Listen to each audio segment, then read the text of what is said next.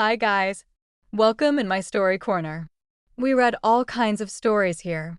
Some are true stories, some fiction, and some true stories that we sometimes wish were fiction. We do them all.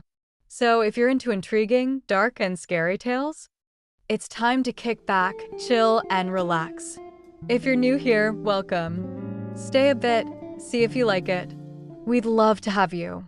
If you like and subscribe, it helps us so much. Also hit the bell icon so you don't miss anything and help us get this channel off the ground. Now, let's forget the world and get comfy. Tonight's story had been sent in by one of our subscribers and is a bit on the darker side.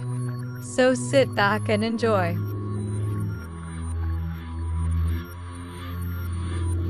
I grew up in a small town where the scariest thing was the old abandoned house at the end of the street.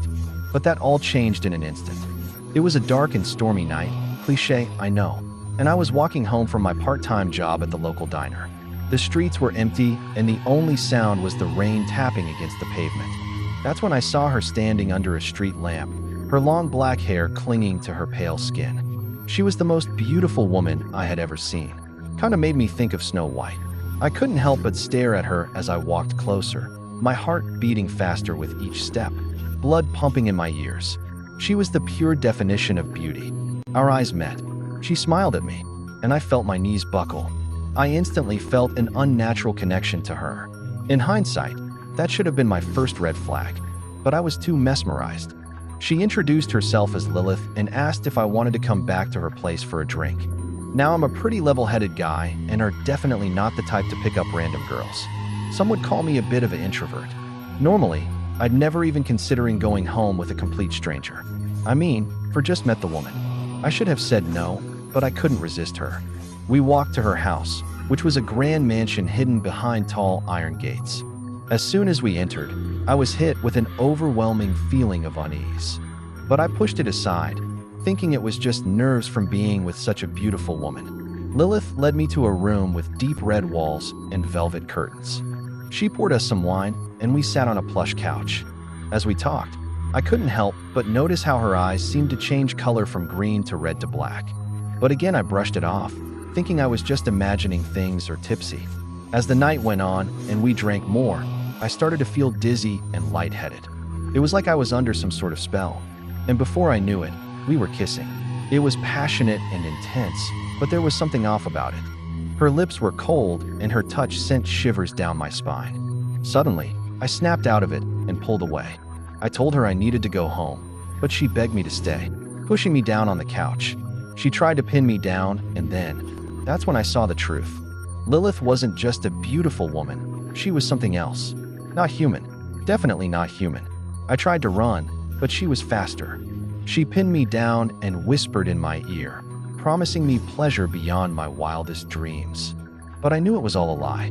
Everything inside me was screaming for me to leave, to run as fast and as far away from here as I possibly could. I fought against her, but she was way too strong. And in that moment, I knew I was going to die. But then, a bright light filled the room and Lilith screamed in pain. It was a priest holding a crucifix in the one hand and flashlight in the other. For a moment, I was caught off guard, thankful but confused about his sudden, convenient presence. He shouted prayers and holy verses as he forced Lilith to release me. With a final scream, she disappeared into thin air right before my eyes. I instantly felt the weight of her body on my chest disappeared. I was shaking and covered in sweat as the priest helped me to my feet. He explained that Lilith was a succubus, a demon that feeds off of men's life force through sexual encounters. She lures them in with her beauty and then drains them until they die.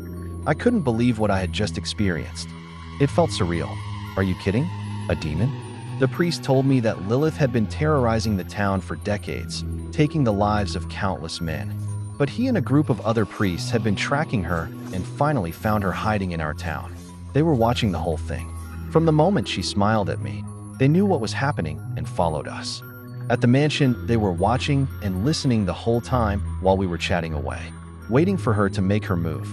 I thanked him for saving my life and he left, leaving me alone in the dark, empty mansion. I stumbled out of the house and ran home, never looking back. But the nightmare wasn't over. For weeks, I couldn't sleep without seeing Lilith's face in my dreams. Hearing her whispers in the dark, I was constantly on edge, afraid that she would track me down and come back for me. But the priest reassured me that they would not stop until they find her. So they had eyes on me 24/7, someone always in the near vicinity. It did not do much for my nerves. I hardly slept and tried to keep my errands to the bare minimum and stay home as much as I could. Still, I knew the day will come that she finds me. And she did. One night, a couple of weeks later, I woke up to find Lilith sitting at the end of my bed, her eyes glowing in the darkness. She whispered my name and I froze, unable to move. She crawled towards me, her touch sending shivers up and down my spine. But just as she was about to kiss me, the priest burst into my room, holding a crucifix. He shouted prayers and holy verses, forcing Lilith to retreat once again. The priest explained that Lilith was drawn to me because I had a pure soul. She saw me as an easy target, but the prayers and holy objects repelled her. He also warned me that she would keep coming back as long as she was still alive. I was terrified to say the least, but I couldn't let her take any more lives. Right there, I decided to take a stand. I joined the priest and his group, learning how to protect myself and others from succubi and other demons. We tracked down Lilith and finally, with the help of the holy objects, we were able to banish her back to hell. But I will never forget the terror of that night and the hold that Lilith had over me. I learned that monsters and demons are real, and they can be more terrifying than any ghost story. And I will always be on guard, knowing that Lilith could come back at any moment, looking for her next victim.